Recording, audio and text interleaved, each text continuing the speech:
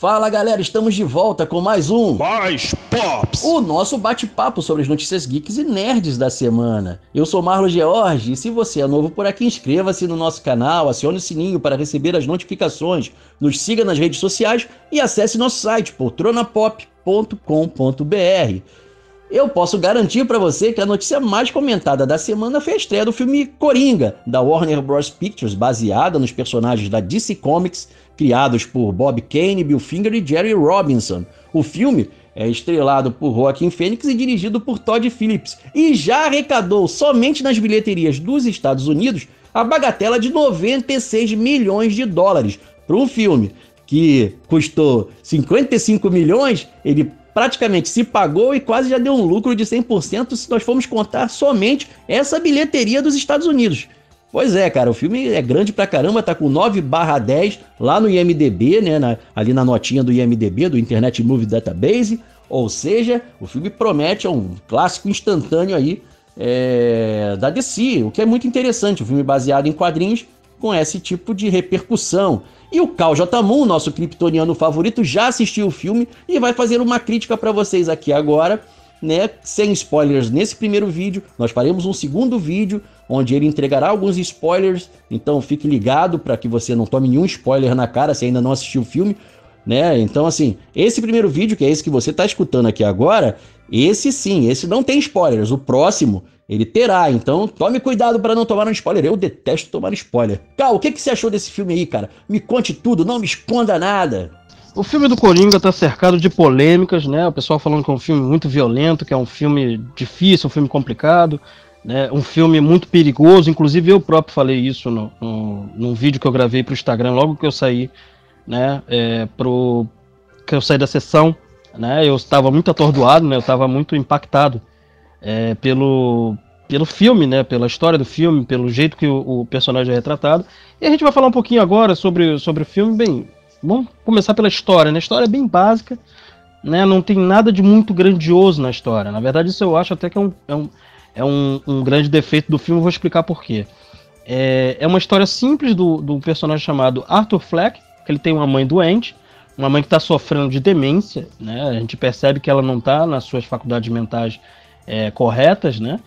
E ele trabalha como palhaço, animador de festinhas, animador Ele vai a hospitais, né, para animar crianças e tudo. Inclusive tem uma cena muito emblemática sobre isso, que é uma cena que é engraçada e mórbida ao mesmo tempo, uma cena muito interessante, né? E ele também tenta ser um comediante stand-up comedy. Só que isso lá no começo dos anos 80, né? Parece que o filme se passa em 1981, então assim, ainda tá sobre aquela aura do final dos anos 70, toda aquela depressão, né? O filme é um filme depressivo, é um filme que tá para baixo o tempo todo. Ele não te dá respiros de alegria, né? Ele tem alguns momentos do filme em que ele te remete a algumas piadas, mas não são piadas rasteiras, são piadas até de cunho social, né? Por conta da falta de traquejo que o personagem tem, porque ele é um personagem que ele tá sofrendo de tudo um pouco, né? Então você vê algumas coisas acontecendo com ele, soam engraçadas, mas porém soam trágicas ao mesmo tempo, né? O personagem ele tá sendo tolhido de suas vontades em todos os momentos, até o momento em que tem uma reviravolta, né? E ele começa a assumir o rumo da vida dele, não de uma forma benéfica, mas de uma forma em que ele começa a se sustentar como um personagem mais ativo do que passivo. Então, assim, a gente vai discutir isso daqui a pouco, falando sobre o roteiro. Mas, assim, basicamente é isso. A história é essa, ele é um fracassado e quer se tornar um vencedor e acaba descobrindo uma forma para isso. E a forma para isso não é uma forma legal, não é uma forma correta, não é uma forma que as pessoas aprovariam, né? E chegando ao ápice, você vê que ele se torna o personagem que a gente já conhece, que é o Coringa, um vilão abjeto, um vilão que não merece o menor respeito, apesar de ele ser adorado, é um vilão adorado, né? 2 vezes indicações ao Oscar teve para esse personagem, uma vez com Jack Nicholson, e a segunda vez ganhou como ator coadjuvante pelo Heath Ledger, né? Pro trabalho em Batman, o Cavaleiro das Trevas. E aí é que começam os problemas do filme. Não os problemas para que o filme seja ruim, não. Muito pelo contrário, é um bom filme, tá? Eu não achei um filme maravilhoso, tá? Eu ainda estou digerindo o filme na minha cabeça, né?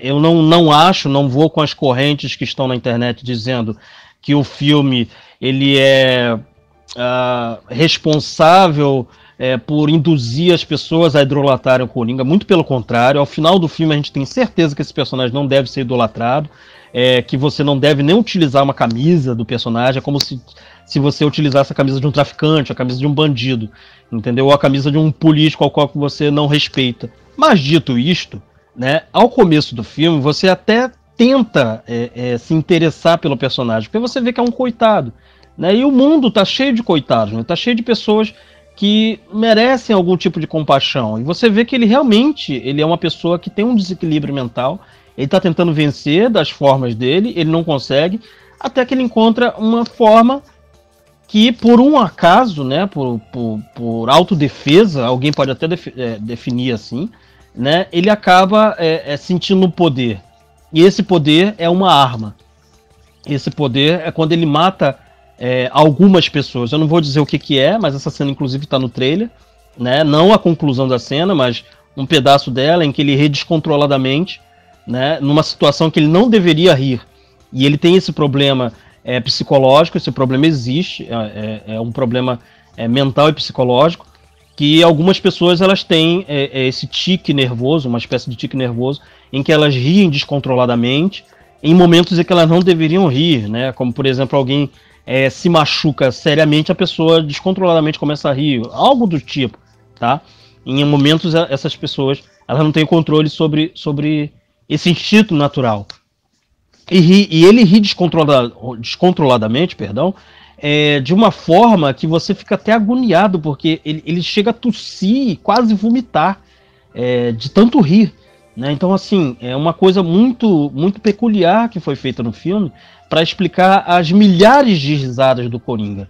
Então você vê no filme, você vê uma risada de tentativa de aprovação, você vê uma risada de desprezo, você vê uma risada descontrolada, como se ele tivesse com medo de uma situação.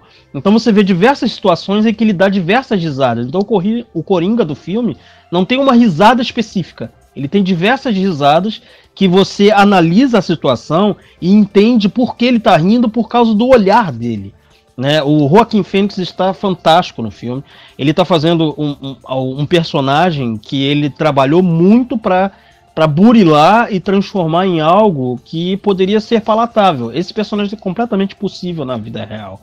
Você enxerga uma pessoa real no filme, né? E esse é um grande mérito do filme. É o filme do Joaquin Phoenix. O Joaquin Phoenix é um grande ator, ele já foi indicado algumas vezes para o Oscar, inclusive a gente já gravou um vídeo falando que ele nunca iria ganhar o Oscar, né, porque Hollywood meio que tolhe ele, né, separa ele e diz que ele não merece ganhar, né. A gente fez uma brincadeira, na verdade não é nada disso, não existe um local na academia que o pessoal diz que essas pessoas não vão ganhar. É que a academia é preconceituosa mesmo, a academia do Oscar, ela tem preconceito com determinados atores, e somente depois de algumas vezes é que eles põem a mão na consciência, alguns membros saem, né, e entram novos membros, e aí tem uma renovação, como está acontecendo, mais ou menos há uns 6 anos estão tendo renovações de membros, né, e algumas pessoas começam a ser indicadas e até ganhar, como aconteceu, por exemplo, com o nosso querido Leonardo DiCaprio, que ele foi indicado algumas vezes,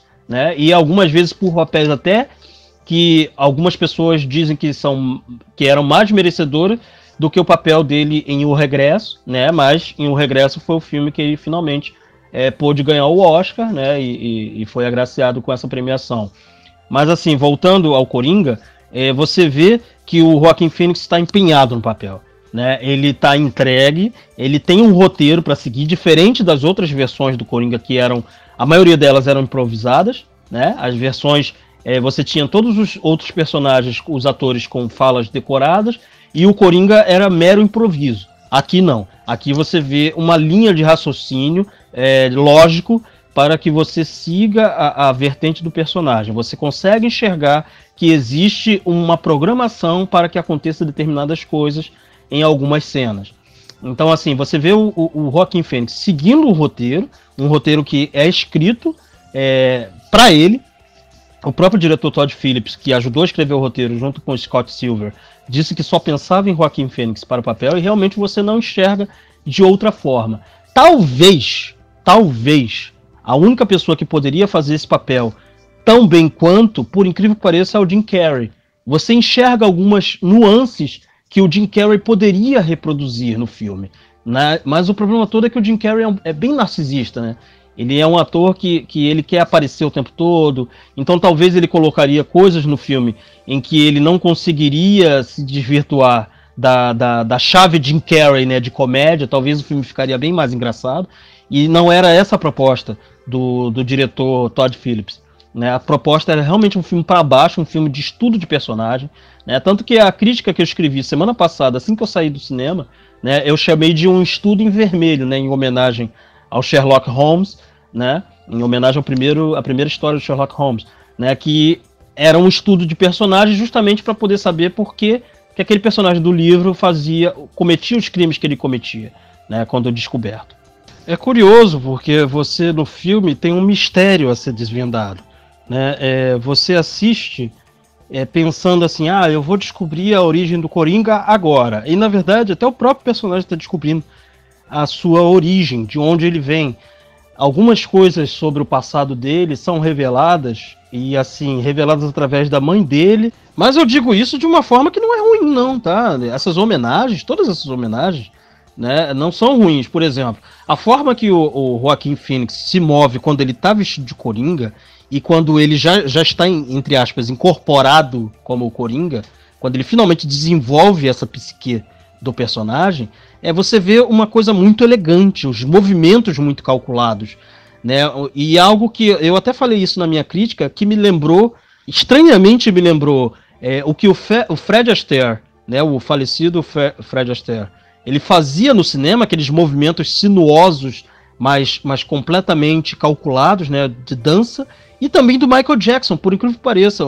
A forma que o Joaquin Phoenix se move, inclusive quando ele dança, você vê uma coisa muito calculada, muito coreografada, mas extremamente espontânea, uma coisa que foi coreografada com tanto esmero que soa espontâneo, que soa natural, que era algo que o Michael Jackson fazia. O Michael Jackson, ele dançava de uma forma que parecia que era muito fácil de fazer. E você sabe, você que de repente dança, você sabe que não é nada fácil reproduzir os passos que o Michael Jackson fazia. Ele fazia coisas que somente ele conseguia reproduzir no palco.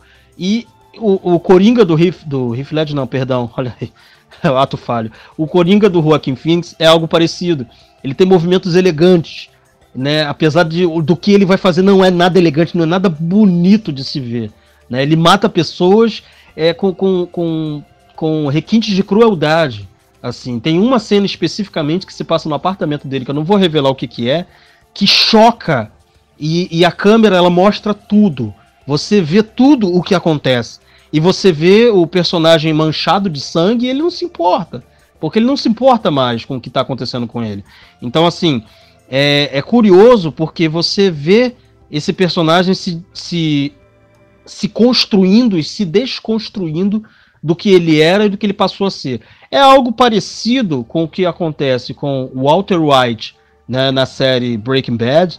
Né, você vê isso acontecer com o personagem durante 6 temporadas, né, mais ou menos.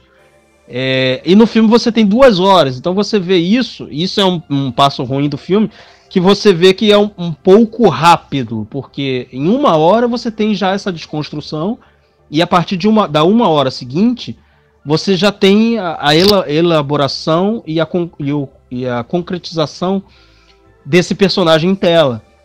Então você tem 1 hora com o Arthur Fleck se dividindo, tentando segurar, tentando não ser uma pessoa ruim, né? E tentando não ser uma pessoa que tem algum tipo de desequilíbrio mental, apesar dele ter, né? Mas ele tenta viver como se fosse uma pessoa normal. Ele não consegue, mas ele tenta.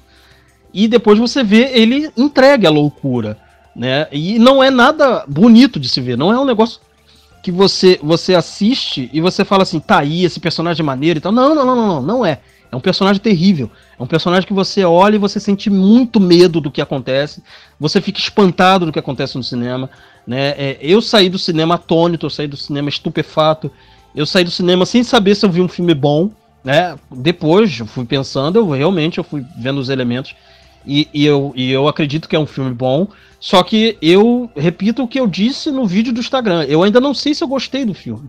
Eu reconheço que é um filme bom, é um filme bem feito, é um filme com viradas até muito típicas, num roteiro muito óbvio, né? Porque você sabe o que vai acontecer no final. Se você sabe que o nome do filme é Coringa, você sabe que ele vai se transformar no Coringa no final. Você só não sabe como é que isso vai acontecer. E curiosamente, vou repetir até algo que eu escrevi na minha crítica, nada te preparou para o que você vai ver no cinema. Porque o que aparece nos trailers, né, é só a ponta do iceberg do que é mostrado no filme. Né? Eu confesso que o filme demora um pouco para engrenar. É um filme que é meio cíclico, porque algumas situações meio que se repetem, e eu acho isso um erro do roteiro. Eu acho que se de repente você repetisse apenas mais uma vez uma determinada situação, você já deixaria claro que ele estava tentando, mas não conseguiu, né, ser uma pessoa melhor. E isso é um pouco de didatismo do roteiro que eu achei um pouco ruim, né? Achei um pouco pobre nesse sentido, né? E o roteiro todo fica dizendo, olha, isso daqui é por causa disso. Olha só, porque que o Coringa utiliza os pés para chutar as pessoas, né? É por causa dessa cena aqui. Olha, é por isso que ele usa essa cor. Olha, é por isso que ele faz isso. Olha, é por isso que a boca dele é pintada de vermelho e tal. Então, assim, é muito didatismo no filme, né? É um filme que lembra bastante em sua construção, lembra as coisas que aconteceram, os fatos que aconteceram em Batman Begins, onde você vê diversas cenas, diversos fatos que constroem a armadura do Batman, né, que constroem a psique do Batman, que constroem a voz do Batman. É muito parecido, né? Nesse sentido é muito parecido. Eu acho até que foi inclusive proposital. Eu acho que os roteiristas, né, que é o Scott Silver e o Todd Phillips também, eles quiseram que fosse didático, né? Eu particularmente acho isso muito ruim. O filme poderia ter dado um passo e ser um pouco mais inteligente nesse sentido. Mas não é um filme ruim, longe disso. É um bom filme, tá? É um filme que merece ser visto no cinema. É um filme que eu até digo mais, você precisa ver com baixa expectativa. Porque se você ver com uma expectativa muito alta, você de repente está esperando um tipo de filme e não é o filme que você vai receber. É um filme completamente diferente dos filmes que têm saído ultimamente, principalmente dos filmes que são baseados em personagens de quadrinhos. E esse é um filme baseado em personagens de quadrinhos, por mais que as pessoas digam que é um filme completamente original. Não, ele tem três inspirações em quadrinhos muito claras, que é o Batman, a Piada Mortal, Batman, o Cavaleiro das Trevas, né, o personagem, o jeito que ele se move, e uma cena no final do filme lembra bastante uma cena do quadrinho, e a Corte das Corujas, que eu já tinha falado. Então, não é um filme que não é baseado em quadrinho, ele é baseado sim, só que ele é livremente baseado. Ele toma algumas liberdades sobre essas histórias e monta um roteiro, né, que vai seguir uma lógica própria, ele não vai seguir os acontecimentos que estão nos quadrinhos. Marlo de volta e este é o final da primeira parte dessa nossa crítica do filme Coringa. Pois é, se você quiser assistir a segunda parte, que é a parte com spoilers, acesse o nosso canal, se inscreva lá, acione o sininho para receber as notificações e também não deixe de acessar as nossas redes sociais e nosso site, poltronapop.com.br. Te vejo no próximo vídeo, hein? O vídeo continua, vamos lá!